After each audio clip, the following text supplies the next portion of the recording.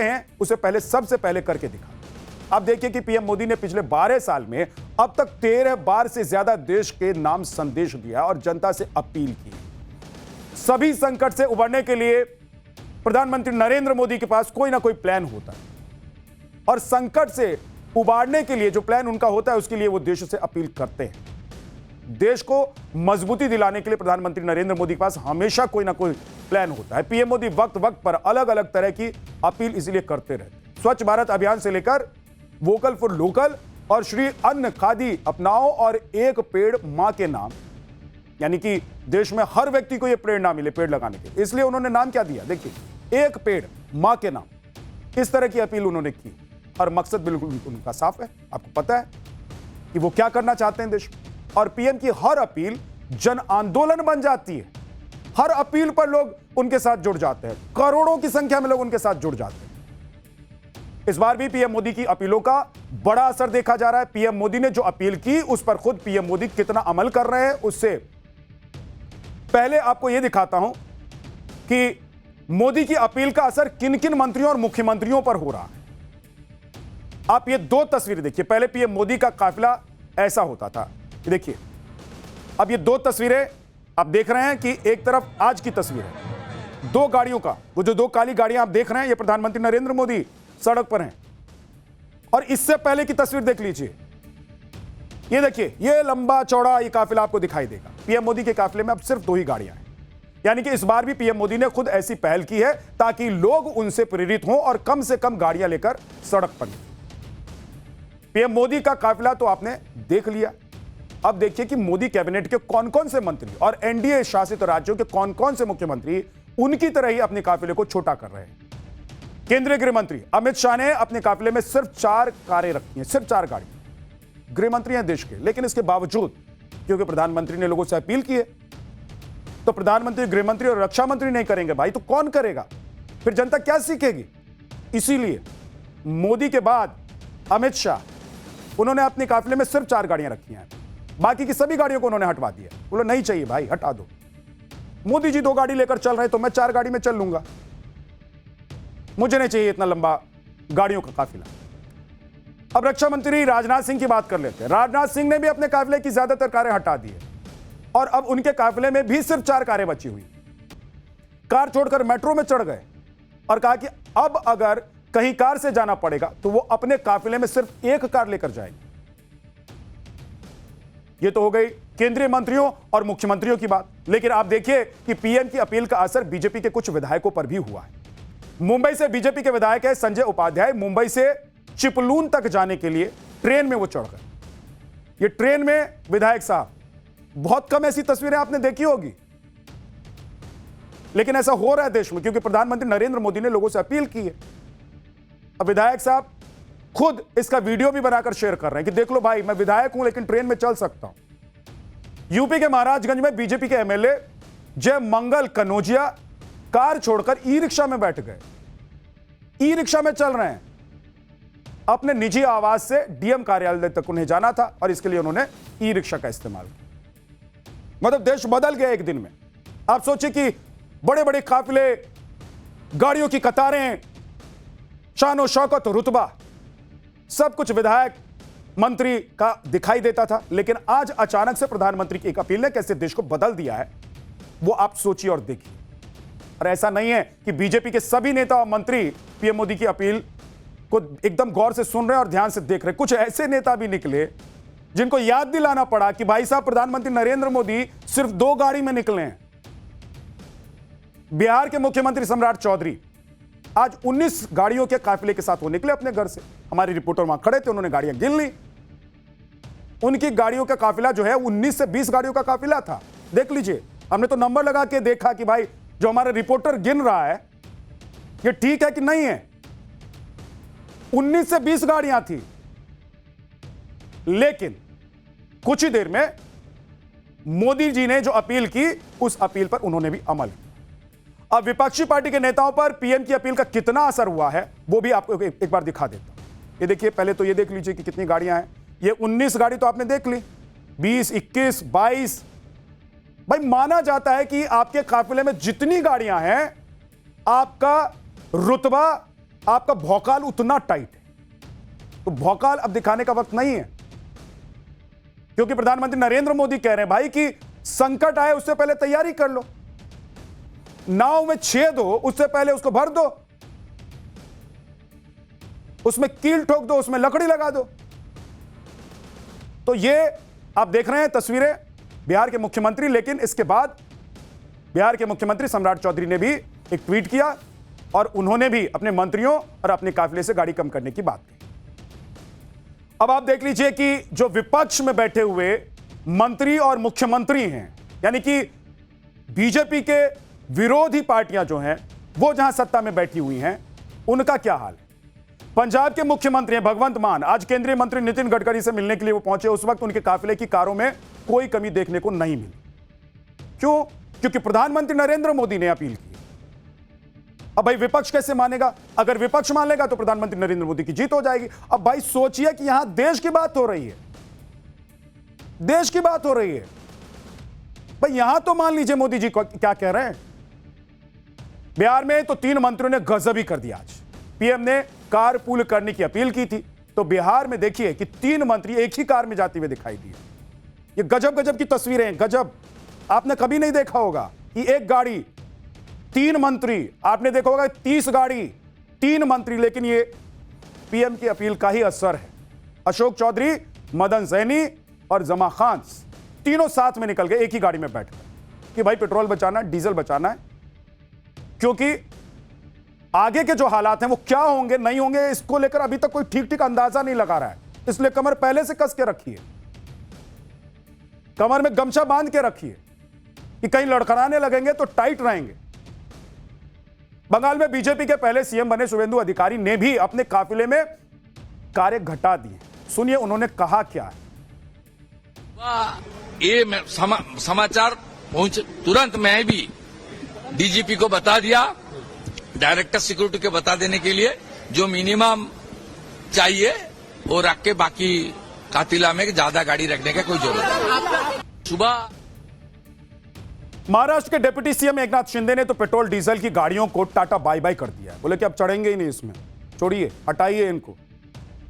EV पर shift हो गए हैं वो, और ईवी पर शिफ्ट होने के बाद उन्होंने क्या कहा है आज आपको सुनना चाहिए। देखिए जो अपील उन्होंने की है, ये अपील को मान्य करना चाहिए, स्वीकारना चाहिए। और इसलिए मैं खुद भी एक ईवीएम, ये इलेक्ट्रिक व्हीकल जो गाड़ी है, इलेक्ट्रिक व्हीकल से मैं जा रहा हूँ। और हमारे जो कॉन्वॉय में जितनी भी गाड़ियां, जो आवश्यक गाड़ी जितनी है, सुरक्षा विषयक जितनी भी गाड़ी है, उसको रखकर बाकी गाड़ी जितने कम कर सकते हैं उतने कम करूंगा। तो एनडीए और बीजेपी शासित राज्यों के जो मुख्यमंत्री हैं, मंत्री हैं, वो कम कर रहे हैं अपनी गाड़ियों के काफिले से, गाड़ियों की संख्या घटा रहे हैं। छत्तीसगढ़ के सीएम विष्णुदेव साय भी पीएम मोदी की अपील पर अमल करते हुए नजर आए। उन्होंने कहा कि उनके काफिले में भी गाड़ियां कम हो गई। हमने भी अपने कारकेट में कटौती की है, अब बहुत कम संख्या गाड़ियों की हो गई।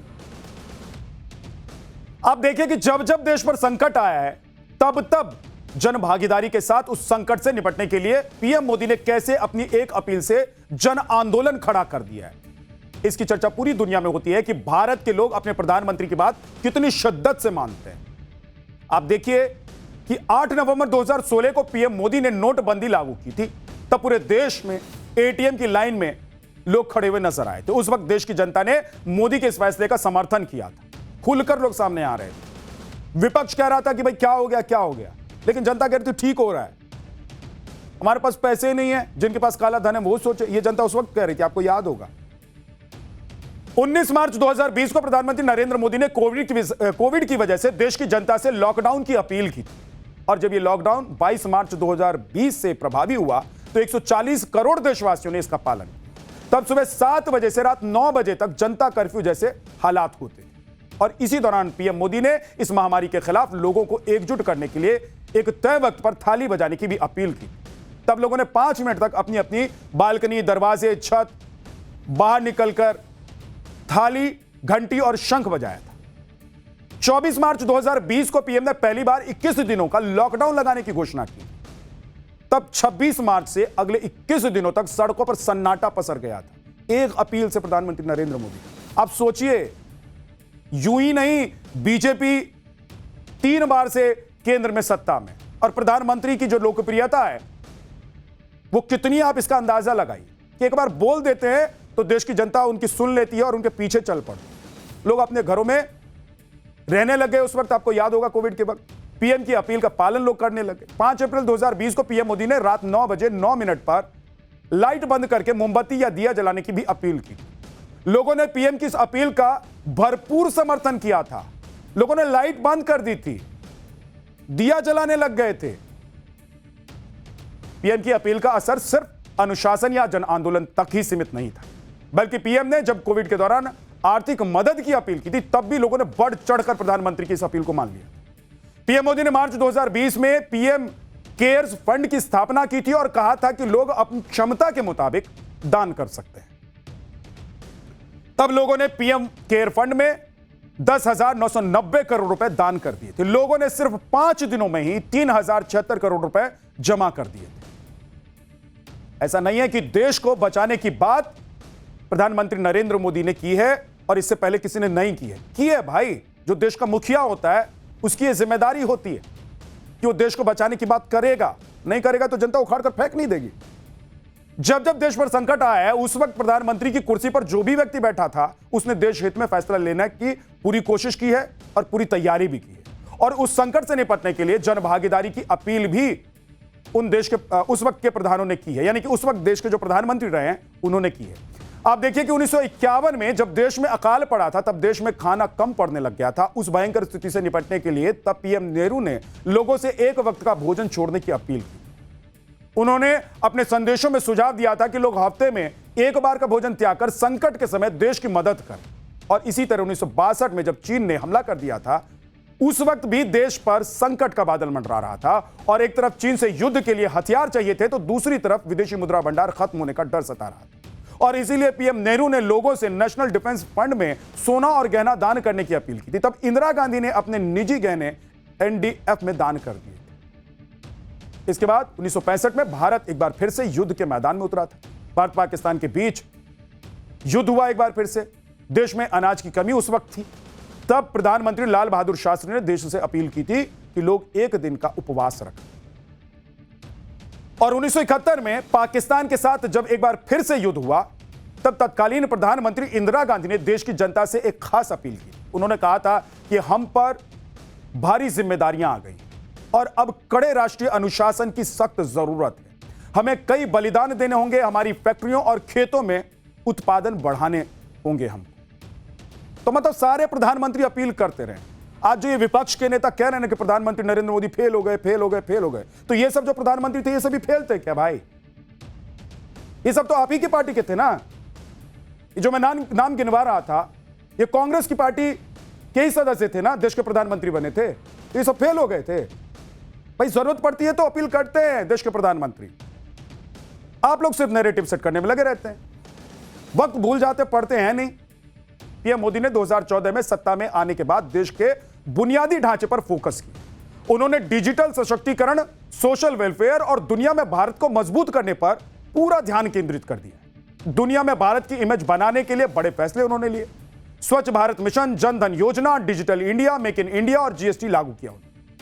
सेना को न सिर्फ आत्मनिर्भर बनाया बल्कि फ्री हैंड तक दे दिया। आपको याद होगा कि सेना के जवान और उनसे जुड़े हुए जितने लोग थे, रिटायर्ड जो जितने भी ऑफिसर्स थे, सब कह रहे थे कि मोदी जी के आने के बाद अब फ्री हैंड मिल गया है। एक बार उधर से सीमा पार से कोई गोली आएगी तो यह पूछकर गोली नहीं भर के मारेंगे, जितनी गोली मार सकते हैं मार देंगे। और जब जब भारत पर बड़े संकट आए तो पीएम मोदी और भी मजबूती के साथ खड़े नजर आए और ऐसे ऐसे फैसले उन्होंने लिए हैं कि पहले की सरकारें भी सोच नहीं सकती थी। और अब जो विपक्ष में बैठी हुई पार्टियां हैं वो तो सदमे में आ जाती है कि इतना बड़ा फैसला कैसे हो सकता है। मोदी ने दुनिया को दिखा दिया कि संकट के समय भारत क्या कुछ कर सकता है। पीएम मोदी हर बार कैसे संकट के समय स्ट्रेंथ बनकर देश के साथ खड़े हुए, वो अब आपको एक बार बता देता हूं। कोरोना संकट के दौरान भारत ने न सिर्फ अपनी स्वदेशी वैक्सीन विकसित की बल्कि वैक्सीन मैत्री पहल के माध्यम से वैक्सीन हब के रूप में पहचान भी बना ली और दुनिया भर के 150 से ज्यादा देशों को वैक्सीन और दवाएं भारत ने उपलब्ध करा दी। लोग सोच रहे थे कि भारत में दवाई की कमी पड़ जाएगी। भाई दुनिया भर को भारत दवाई देता है, लेकिन जब संकट के बादल आए, पूरी दुनिया में त्राहिमाम मचा हुआ था, उस वक्त भी भारत ने दवाई विदेश में भेजी। सितंबर 2016 को उरी आतंकी हमले में 19 भारतीय जवानों की शहादत हुई। 10 दिन बाद ही भारत ने पीओके में घुसकर सर्जिकल स्ट्राइक कर दी। भारतीय पैरा कमांडो ने लगभग 50 आतंकियों और लॉन्च पैड्स को खत्म कर दिया था। 14 फरवरी 2019 को पुलवामा में सीआरपीएफ के 40 जवानों की शहादत हुई, जिसके बाद 26 फरवरी 2019 को भारतीय वायुसेना ने पाकिस्तान में एयर स्ट्राइक कर दी। आपको याद होगा कि कैसे मुंहतोड़ जवाब भारत ने दिया था। हक्का बक्का रह गया था पाकिस्तान, दुनिया देखती रह गई थी कि भाई ये कौन सा हिंदुस्तान। बालाकोट में जैश ए मोहम्मद के आतंकी ठिकानों पर पूरी तरीके से हमला कर उसे तबाह कर दिया। 22 अप्रैल 2025 को पहलगाम आतंकी हमले के बाद ऑपरेशन सिंदूर लॉन्च किया गया। एयर स्ट्राइक करके पाकिस्तान में 9 आतंकी ठिकानों को ध्वस्त कर दिया गया और बदला लिया गया। ऑपरेशन सिंदूर में जैश ए मोहम्मद और लश्कर तैयबा के कैंप्स को भी निशाना बनाया गया। पिछले साल डोनाल्ड ट्रंप ने भारतीय सामानों पर 25 से 50% तक टैरिफ लगा दिया था, लेकिन भारत ने कृषि सेक्टर में अमेरिकी दबाव के आगे झुकने से साफ इनकार कर दिया। बोला नहीं मानेंगे तुम्हारी बात, जाओ जो करना है कर लो। और पीएम मोदी ने किसानों के हितों की रक्षा के लिए कड़ा रुख अपनाया। जो सही फैसले थे वो उन्होंने लिए। पीएम मोदी ने जिस तरह से भारत को दुनिया के नक्शे पर मजबूती के साथ खड़ा किया, उसके बाद उनका डंका पूरी दुनिया में बज रहा है। और ये सिर्फ हवाई बातें नहीं है, पूरी दुनिया मोदी का लोहा मान रही है। अब देखिए कि अमेरिका की बिजनेस इंटेलिजेंस और डेटा एनालिटिक्स फर्म है, एक नाम है मॉर्निंग कंसल्ट। इसने अप्रैल में जो सर्वे कराया था उसमें भी मोदी नंबर 1 पोजीशन पर आए। मतलब भारत में तो प्रधानमंत्री नरेंद्र मोदी नंबर 1 है ही, बाकी जो दुनिया में सर्वे हो रहे हैं उसमें भी प्रधानमंत्री का नंबर 1 होना तय माना जा रहा है और तय हो जाते हैं।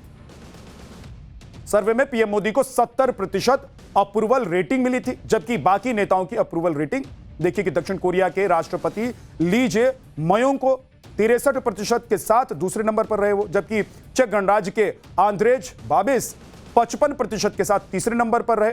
कनाडा के मार्क कार्नी 54% के साथ चौथे नंबर पर। अमेरिकी राष्ट्रपति डोनाल्ड ट्रंप तो टॉप 10 में भी जगह नहीं बना पाए। मतलब दादा बनते फिरते हैं कि जो चाहेंगे करेंगे, जिसको चाहेंगे जिंदा रखेंगे, जिसको चाहेंगे मिटा देंगे। उन्होंने बोला था ना कि ईरान को मिटा देंगे, ईरान ने क्या हाल कर दिया है। 10वें नंबर 10 जो लोगों के नाम है उसमें भी नहीं है भाई डोनाल्ड ट्रंप का नाम, लेकिन प्रधानमंत्री नंबर 1 है, पहले नंबर पर।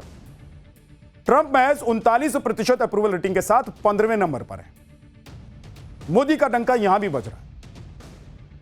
यह अप्रूवल रेटिंग विकास की योजनाएं, देश की अर्थव्यवस्था, विदेश नीति और भविष्य की उम्मीदों पर तय की जाती है, और इन सब में फिलहाल पीएम मोदी के आगे कोई टिकता नहीं है, कोई नहीं दिखता है। अब जब देश पर एक और संकट दिखाई दे रहा है तो पीएम मोदी फिर से पहल शुरू कर रहे हैं। हमने आपको बताया था कि मोदी यूएई जा रहे हैं। पीएम मोदी की यूएई यात्रा का मुख्य मकसद युद्ध के बढ़ते तनाव और तेल की रिकॉर्ड कीमतों के बीच भारत की ऊर्जा सुरक्षा को मजबूत करना है। आप देखिए कि एनर्जी मार्केट में कच्चे तेल की कीमतें लगातार बढ़ती जा रही हैं, पूरी दुनिया में हाहाकार मचा हुआ है।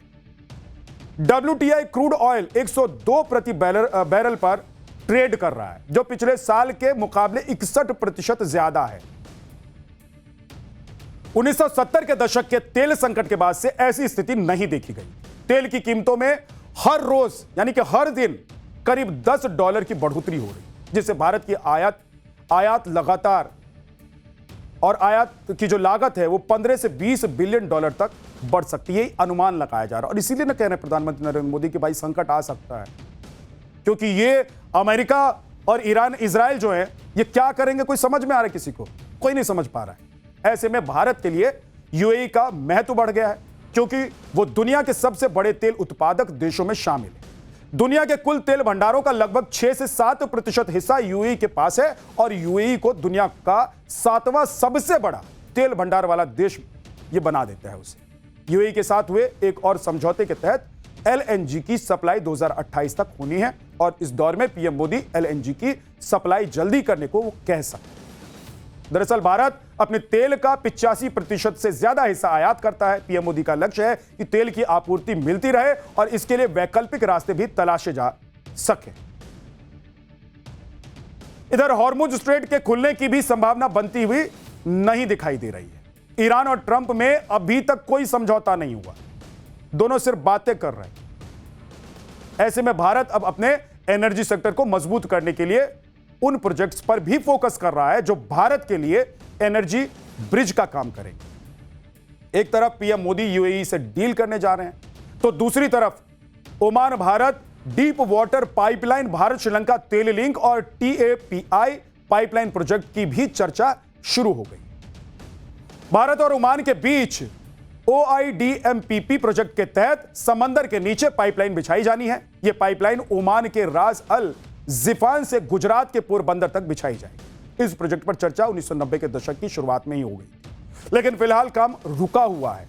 1600 किलोमीटर लंबी पाइपलाइन का कुछ हिस्सा 3500 मीटर तक गहराई में होगा और इस प्रोजेक्ट की जो तकनीक से जुड़ी सुविधाओं पर स्टडी कई साल पहले पूरी हो चुकी है। इस पाइपलाइन को प्राकृतिक गैस के ट्रांसपोर्टेशन के लिए डिजाइन किया गया है, जिसके जरिए आने वाली LNG की तुलना में कम लागत पर गैस की आपूर्ति की जा सकती है और इस परियोजना की लागत करीब 5 से 6 बिलियन डॉलर हो सकती है, अनुमान लगाया जा रहा है। और यह 2 दशकों तक बड़ी मात्रा में गैस की आपूर्ति कर सकती है। दूसरा प्रोजेक्ट है भारत श्रीलंका सीमा पार तेल पाइपलाइन, जिस पर बातचीत जारी है। इस प्रोजेक्ट में भारत और श्रीलंका के साथ यूएई भी शामिल है। यह पाइपलाइन तमिलनाडु के नागपट्टिनम और श्रीलंका के ट्रिकोमाली टैंक फार्म से जोड़ेगी, जिससे ईंधन की सप्लाई के लिए छोटा और सुरक्षित रास्ता बनेगा और कीमत भी कम होगी। एक और प्रोजेक्ट है तुर्कमेनिस्तान, अफगानिस्तान, पाकिस्तान, भारत यानी कि TAPI। इसका मकसद है तुर्कमेनिस्तान से हर साल 33 अरब क्यूबिक मीटर तक प्राकृतिक गैस दक्षिण एशिया तक पहुंचाना। प्रोजेक्ट का तुर्कमेनिस्तान वाला हिस्सा लगभग पूरा हो चुका है और अफगानिस्तान में काम चल रहा है, लेकिन पाकिस्तान से गुजरने वाले हिस्से में कोई काम नहीं हो रहा। पीएम मोदी ने 1 साल तक सोना ना खरीदने की भी अपील की है लोगों से। पीएम मोदी की इस अपील का ऐसा असर दिखाई दे रहा है कि किसी भी देश की अर्थव्यवस्था में सोने और डॉलर का अहम रोल कैसे होता है, यह आप समझ सकते हैं। सोना सिर्फ निवेश या फिर ज्वेलरी के लिए ही नहीं होता है, बल्कि यह देश की अर्थव्यवस्था, खासकर विदेशी मुद्रा भंडार और चालू खाता घाटे को भी प्रभावित करता है। और यही वजह कि सरकार ने सोने पर आयात शुल्क को 6% से बढ़ाकर 15% कर दिया। आप देखिए कि भारत अपनी सोने की खपत का बड़ा हिस्सा आयात करता है और इसका भुगतान अमेरिकी डॉलर में किया जाता है। इसलिए सोने के अधिक आयात से डॉलर की मांग बढ़ती है और रुपया कमजोर हो जाता है। ऐसे में अर्थव्यवस्था को स्थिर करने के लिए सरकार को आयात शुल्क में बदलाव करना पड़ता है। लेकिन आप यह भी देखिए कि केंद्र सरकार ने पहली बार सोने पर इंपोर्ट ड्यूटी नहीं बढ़ाई। इससे पहले भी कई मौकों पर अर्थव्यवस्था को संभालने के लिए, रुपए को मजबूत करने के लिए सोने की खरीदारी पर लगाम लगाई गई है और इसके लिए सरकार को इंपोर्ट ड्यूटी बढ़ानी पड़ी। आजादी के बाद डॉलर बचाने के लिए सरकार ने 1962 और 1968 में गोल्ड कंट्रोल एक्ट लागू किया था। 1990 के आर्थिक संकट के समय जब कुछ ही हफ्तों का विदेशी मुद्रा भंडार बचा था भारत के पास, तब सरकार ने 1990 में इस कानून को खत्म करके आयात शुल्क की व्यवस्था शुरू की थी। उस समय 250 रुपए प्रति 10 ग्राम आयात शुल्क लगाया गया था और 2012 के बजट में तत्कालीन वित्त मंत्री ने सोने पर आयात शुल्क को 2% से बढ़ाकर 4% कर दिया। इसके बाद जनवरी 2013 में सोने पर आयात शुल्क 4% से बढ़ाकर 6% कर दिया गया। फिर जून 2013 में इसे बढ़ाकर 8% कर दिया गया था। महज 2 महीने बाद डॉलर बचाने के लिए आयात शुल्क को बढ़ाया गया था, 10% कर दिया गया था इसे। साथ ही 80 से 20 नियम लागू किए गए, जिसमें आयात किए गए सोने का 20% हिस्सा निर्यात करना अनिवार्य था। फिर लंबे समय तक 10% पर रहने के बाद जुलाई 2019 के बजट में सोने पर आयात शुल्क बढ़ाकर 12.5% कर दिया गया।